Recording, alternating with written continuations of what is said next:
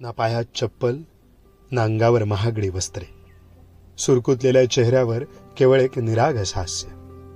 आयुष्यभर कष्टाने झिजवलेल्या या हातात पद्मश्री पुरस्कार देऊन राष्ट्रपती हा आजीचा गौरव का करतायत? कर्नाटकाच्या कोकणपट्ट्यात अंकोला तालुक्यातील तुलसी गौडा यांनी आजपर्यंत लाखो झाडांची रोपटी रुजवून जंगल पुन्हा उभे केले. Living encyclopaedia of the forest म्हणून ओळखली जाणारी तुलसी झाडांशी बोलते.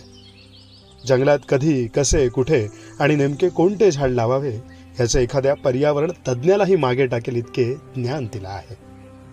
कर्नाटकाच्या स्टेट फॉरेस्ट डिपार्टमेंटने तिच्या ह्याच कौशल्यामुळे तिला अनेक वर्षे वृक्ष लागवडीचे काम दिले.